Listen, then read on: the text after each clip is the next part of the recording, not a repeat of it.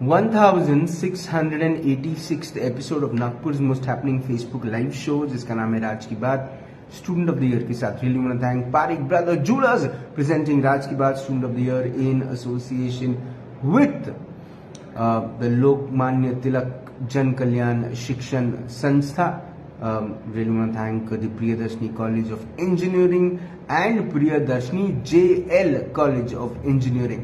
Can't forget to thank Arun Automobiles, a showroom of Maruti Suzuki cars at Khamla Square. And the best thing now is आज़ादी के इस अवसर पर आपके लिए हैं बहुत सारे मॉनसून ऑफर्स. तो आप अगर आप एक नई मारुति कार 15 अगस्त को अपने घर ले जाना चाहते हैं तो you should go to Arun automobiles and book a Maruti Suzuki car. मेरी आज की जो मेहमान है she is she is from Gondia. She is doing her BTech in Priyadarshini college of engineering and most importantly she is one girl who can teach a lot of girls कि अकेले रहना तो कैसे रहना. चलिए बात करते हैं मेरी आज की student of the year. Please welcome Deep Kaur Nirankari. Hi Deep. Hello sir. कैसी हैं आप? आप बहुत अच्छी हैं. अभी से अच्छी हैं, बचपन से अच्छी हैं? मैं बचपन से ही अच्छी हूँ, बट मैं थोड़ी इंट्रोवर्ट पर्सन हूँ. मेरे को थोड़ा फ्रेंड्स बनाने में थोड़ा टाइम लगता है. हाँ. अगर मैं किसी से फ्रेंडशिप कर ली तो फिर फ्रेंडशिप लास्ट तक चलती. लाइफ टाइम फ्रेंडशिप है. Yes sir. तो 10th में आए 65%. नो सर, मैं 10th में 81% आए और 12th में आए 65%. तो 10th में तो 81 आ गए थे. ये 12th में क्या हो गया? सर थोड़ा एक्सर्शन. कैसे मैं गोंदिया से भी 10 किलोमीटर रावणवाड़ी है. मैं वहां से अप डाउन करती थी. तो मेरा 9th में ऐसा हुआ था कि 9th में थोड़े परसेंटेज कम हो गए और मेरी जो एक बेस्ट फ्रेंड हम लोग साथ में पढ़े तो उसके थोड़े परसेंटेज हाई आए. तो मेरे को थोड़ा अंदर से इतना बुरा लगा कि हम लोग साथ में पढ़े, इसके परसेंटेज ज्यादा मेरे कम क्यों. तो मैंने इतना मन लगा के पढ़ाई करी कि रात के 1-1 बजे तक मैं बिना मैथ्स का न्यूमेरिकल सॉल्व किए बिना मुझे नींद नहीं आती थी. मैं बहुत मन लगा के पढ़ाई करी. तो 10th में मेरे उस परसेंट वैसे अच्छे बने और 12th में मेरे अच्छे हुए, बट थोड़ा मेरा हेल्थ प्रॉब्लम चला. इस वजह से थोड़ा मेरे परसेंटेज डाउन हो गए. तो लेकिन जब इतने अच्छे परसेंट आए 12th में तब कितना मजा आया? सर 12th से ज्यादा मेरे को 10th में बहुत अच्छा लगा क्योंकि पढ़ाई में उतना कॉन्सेंट्रेट था. और स्पेशली जब मेरे मेरा रिजल्ट डिक्लेयर हुआ तब मैंने घर में उस समय मैं MSCIT की ये कर रही थी, क्लासेस चालू थी मेरी. तो मैं उसी समय सर ने मेरा रिजल्ट वहाँ पे देखे 81% आए. बहुत खुश हो. तुरंत मैंने पापा को कॉल करी कि पापा मेरे इतने परसेंट है. उस समय मुझसे ज्यादा मेरे पापा बहुत बल्ले बहुत खुश थे. तो मेरे को उनकी खुशी सबसे बहुत इम्पोर्टेंट थी मेरे लिए. उनके वो बहुत कम हंसते थे लेकिन अगर मेरे से रिलेटेड उनके लिए कुछ बात आ गई तो वो बहुत, तो मेरे को उनके लिए कुछ करना है ऐसा है. घर में कौन कौन है? घर में फिलहाल मैं अभी मम्मी और मैं हूँ. लास्ट ईयर मैं फादर इज पास. ओके. तो जब आप यहाँ पढ़ रही थी तभी ये हुआ? हाँ सर. तो अब जब यहाँ रहती हैं आप, वहाँ पे मम्मी है कि मम्मी आपके साथ ही रहती है यहाँ पे? नहीं, मम्मी जॉब में है. मम्मी जॉब में है वहाँ पे. तो अब लाइफ कैसी है? पापा के जाने के बाद लाइफ बहुत चेंज हो चुकी है. जैसे बहुत सपोर्ट था बोलो उनका. उन्हीं के वजह से ऐसा मैं मैकेनिकल इंजीनियर बन गई. जैसे मेरे पापा को हर चीज का नॉलेज, उन्हें किसी मशीन दे देंगे, वो मशीन बिना पढ़े, जैसे अपन बोलते हैं कि नहीं इसका पूरा डिटेल निकाल लो, वो वन मशीन को भी शुरू कर देंगे. इतना उनको नॉलेज था. तो जैसे मैकेनिकल में स्कोप देख के और मैं एक अपने पापा को देख के मेरे को उस चीज में इंटरेस्ट आया कि नहीं मेरे पापा कर सकते हैं. मेरे को किसी चीज की जरूरत हुई तो मैं अपने पापा से पूछ सकती. ऐसा मेरे को स्टडी में कुछ प्रॉब्लम आती थी, मैं पापा को पूछती थी अपने कि पापा मेरे को ये मशीन बनाना है, इसको कैसे ऑपरेट करना है. पापा ने वो नहीं भी देखे तो भी वो मेरे को सजेस्ट करते थे कि नहीं बेटा इसका ऐसा होगा या ऐसा करके. तो आपने अभी इंडस्ट्रियल ट्रेनिंग भी करी है ना? आपके आपने इंटर्नशिप भी करी, Yes. जो एक्सपीरियंसेस हैं ऑफ द इंडस्ट्री वो कैसे हैं? मैं जब गवर्नमेंट पॉलिटेक्निक गोंदिया से मैंने मतलब डिप्लोमा करी, तो हमारी इंडस्ट्रियल ट्रेनिंग गई थी सीपेट में, जो कि चंद्रपुर में है। वहाँ पे ट्रेनिंग होती है सीएनसी मशीन, प्रोग्रामिंग, लेथ वगैरह, वहाँ पे कोर्सेज चलते। तो हम लोगों को वहाँ पे कोर्स था, but as a covid session के चलते हुए हमारा वो 1 महीने का कोर्स हमको 1 वीक में कंप्लीट करना था। फिर हम लोग गए, वहाँ पे उन्होंने मशीन्स के बारे में डिटेल्स बताए कि मतलब इंजेक्शन मोल्डिंग है, सीएनसी मशीन है, इसका यूज कहाँ पे है, इन फ्यूचर इसका क्या स्कोप होगा। और उन्होंने अपने इंडस्ट्रीज के बारे में ये भी बताए कि वहाँ के स्टूडेंट्स लोग उनसे इंस्पायर होके उन्हें अपनी इंडस्ट्री ओपन की और उन्होंने उनकी हेल्प की है, ऐसा है। और अभी हमने इंटर्नशिप किए हैं डिलाइट फर्नीचर्स में, तो वहाँ पे हमने देखे कि प्लाईवुड से किस तरीके से क्या क्या बन सकता है। लेकिन ये जो पूरा का पूरा एक्सपीरियंस है, ये लर्निंग में कितना अप्लाई करती हैं आप, और लर्निंग के जो चीजें सिखाई जाती हैं कॉलेज में, वो ये इंटर्नशिप में जब हेल्प अप्लाई करती हैं तो कितना प्रोडक्टिव होता है वो?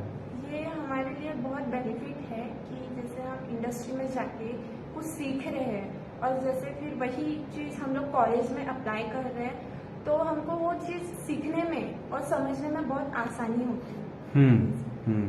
सही है। अच्छा, you are also, your hobby is listening to music, गाने सुनना पसंद है आपको? गाने सुनना, स्पेशली भजन है, भजन सुनना, मेरे को मंडाला आर्ट्स वगैरह पसंद है। ये तो मतलब आप फिल्मी गाने नहीं सुनती? सुनती, बट उतना इंटरेस्ट नहीं है। जैसे मेरे को कभी मन शांत नहीं रहता, टेंशन रहता, तो मैं सीधा भगवान के भजन ये सुनती हूँ। क्या टेंशन है दीप कौर की लाइफ में? टेंशन क्या है सर? टेंशन बोले तो इन फ्यूचर में आगे चलना, आगे का फ्यूचर इतना हमारा मतलब कैसे बहुत कुछ करना है, सक्सेस मिलेगी नहीं मिलेगी कुछ ये नहीं है। अभी ऐसा है कि हम लोग ट्राई कर रहे हैं, बट हमारे साथ साथ बहुत लोग हैं जो हमारे साथ ट्राई कर रहे हैं, उनका भी है हमारा भी है, तो थोड़ा ये लगता। मम्मा से बात करती हैं? हाँ, रोज। कितने घंटे? बहुत। जैसे टाइम मम्मी को कॉल करो, सुबह 8 बजे हमारा टाइम फिक्स है कि 8 बजे कॉल करना है। वो 8 बजे हम पूछते हैं हो गया, तैयार वगैरह हो गई, खाना वगैरह हो गया? हाँ। फिर बाद में मम्मी अपने जॉब का बताई थी, मैं इधर का बताऊंगी, ये हो गया। फिर कॉलेज आ गए, फिर कॉलेज से जाने के बाद फिर वो बता पूरा सेशन, ये हुआ, दिन का पूरा रूटीन बता। वो 1 घंटा हुआ, फिर बाद में अपना पढ़ाई करने बैठे, फिर रात को सोते समय वो तो 1-2 घंटा तो ऐसे ही बात करने में चला जाता है। तो अब क्योंकि you are living a life on your own, आप अकेली रहती हैं, पढ़ाई कर रही हैं, सब कुछ अपना खुद का मैनेज कर रही हैं, ये जो ऑटोनॉमी है कितना एंजॉय कर रही हैं इसको? सर, एंजॉय तो कर रही हूँ, जैसे फ्रेंड्स वगैरह उनका साथ मिल रहा है, कहीं को सपोर्ट लग रहा है तो टीचर्स हैं हमारे, वो सपोर्ट कर रहे हैं, बट ऐसा कैसे दूर रह रहे, कभी मैं अपने लाइफ में अकेले नहीं रही। ये मेरा फर्स्ट टाइम है कि मैं नागपुर में आके अपना ये लाइफ कर रही करके, तो थोड़ा फैमिली की याद आती है। प्रियदर्शनी कॉलेज ऑफ इंजीनियरिंग में कितना मजा आ रहा है? सर, बहुत मजा आ रहा, फ्रेंड्स बहुत अच्छे मिले, टीचर्स बहुत अच्छे हैं, कुछ सपोर्ट लगा, उनका सपोर्ट हमेशा है। उन्हें अगर किसी टीचर्स को अपना पर्सनल कुछ पूछना है तो अपना ओपिनियन देते हैं वो। ठीक है। कौन सी चीज है जो गोंदिया की बहुत याद आती है? सबसे पहले तो फैमिली बहुत याद आती है, अपना घर याद आता है, जो गोंदिया के फ्रेंड्स हैं मेरे, वो बहुत कुछ। फिर मेरा जीपी मतलब गवर्नमेंट पॉलिटेक्निक गोंदिया है, वहाँ की यादें हैं, ऐसा बहुत कुछ। क्या करना है लाइफ में, आगे क्या करना है, क्या सोचा है? मेरा ऐसा ये है कि मैं आगे चल के अभी गेट की तैयारी कर रही, गेट के बाद मेरे को एमटेक करना है और डिजाइनिंग में अपना करियर बनाना है, और एक अच्छी जॉब में अच्छा सक्सेसफुल पर्सन बनना है।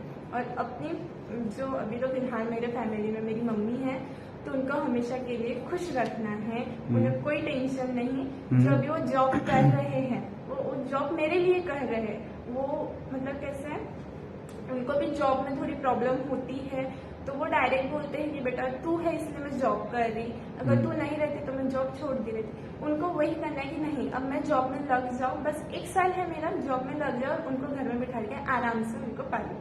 तो ये कभी कभी बर्डन नहीं लगता दीप? थोड़ा सा ऐसा नहीं लगता कि मैं लाइफ तो जी नहीं पाऊंगी? ऐसा लगता है बट मतलब बाकी लड़कियों को जब देखते हो, मैं पूछ रहा हूँ आपसे। हाँ ऐसा है, बट मेरे लिए सबसे पहले मेरी फैमिली है, उनकी खुशी मेरे लिए सबसे बेहतर है। तो मैं उनके सिवा मैं कुछ कर नहीं सकती। और कुछ भी मैं कहीं समझो घूमने जा रही तो सबसे पहले मैं फैमिली को पूछती, अपनी मम्मी को पूछती कि मम्मी मैं जाऊँ या नहीं। अगर मम्मी ने बोली नहीं बेटा तू नहीं जाएगी तो मैं नहीं जाती। अगर उन्होंने बोले कि जा तेरी लाइफ है तो एंजॉय कर तो जाऊंगी। ऐसे कौन सी ऐसी मूवी है जो बार बार देखने का मन करता है दीप का?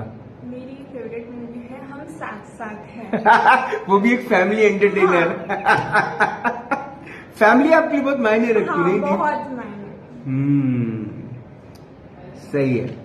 आप ना दीप बहुत सॉर्टेड है, मुझे ऐसा लगता है। आपको पता है आपको क्या करना है, आपको मुझे ऐसा लगता है आपको पता है कि आपको क्या करना है, आपको क्या हासिल करना है और कहाँ तक पहुंचना है। और मैं आपको एक चीज बताऊं दीप, आप वहां तक पहुंचेंगी, 101% पहुंचेंगी। और जब वो उड़ान जब आप लेंगी ना, अभी जो प्लेन है ना आपका वो रनवे पे घूम रहा है, 1 साल तो घूमेगा अभी, है ना? और जब वो उड़ान लेगा तो डोमेस्टिक फ्लाइट जो होती है ना वो ऐसी फ्लैट जमीन से उड़ती है ना? ये ऐसे फ्लैट ऐसे उड़ती है। और जब इंटरनेशनल फ्लाइट होती है ना वो ये ऊपर ऐसा निकल जाती है। तो आप एक इंटरनेशनल फ्लाइट है ना? आप ऐसा ही अपने अंदर में वो जज्बा रखिए, है ना? आपकी मेहनत वाकई में रंग लाएगी। Wishing you all the very best, है ना? And may god bless you and may you get everything in life. It was super nice meeting you. Deep Kaur Nirankari, है ना, से बात हुई, मुलाकात हुई in this exclusive episode of Raaz की बात। परिवार की इम्पोर्टेंस वो लोग समझ पाते हैं जिनके लाइफ में वो फैमिली का कोई भी एक सदस्य नहीं है और उन्हें वो बात की समझ है कि परिवार कितना ज़रूरी है। हम तो अपने घर से रोज सुबह ऐसे निकल जाते हैं जैसे कि हम वहाँ पीजी या हॉस्टल में रह रहे हैं और सीधा शाम को वापस आते हैं, फिर कुछ समय अपने परिवार के साथ बिताते हैं, खाना खाते हैं, सो जाते हैं। जितना वक्त हम YouTube को देते हैं, जितना वक्त हम Instagram को देते हैं, जितना वक्त हम Netflix को देते हैं, अगर उतना वक्त हम परिवार को दें तो हमारी जिंदगी बदल जाए। लेकिन दीप कौर निरंकारी जैसी लड़कियां जो हैं वो एक इंस्पिरेशन है for all the girls out there जो ये समझ जाएं कि लाइफ में आपको जज्बा रखना बहुत ज़्यादा ज़रूरी है। क्योंकि कहते हैं ना कि अब दर्जी भी सलवार में जेब लगाने लगे हैं और लड़कियों को इतने दूर आने में जमाने लगे हैं। तो लेकिन वक्त तो बदल गया ना, अब तो लड़कियां लड़कों से भी आगे। उम्मीद है कि आप भी अपने घर की बेटी को ये इंटरव्यू जरूर दिखाइएगा। दीप कौर की कहानी जो है ये बड़ी इंटरेस्टिंग कहानी, बड़ी इंस्पायरिंग कहानी है, क्योंकि ये एक ऐसी लड़की की कहानी है जिसमें वो सब कुछ है, जिससे वो एक दिन एक चमकता हुआ सितारा बनकर बढ़ेगी आगे और कई सारे पेरेंट्स को इस बात पे एहसास दिला देगी कि आपको अपनी बेटियों पे विश्वास करना चाहिए। आपसे फिर होगी मुलाकात इन राज की बात, तब तक जिंदा रहें। ये शो जरूर शेयर कीजिएगा। जय हिंद।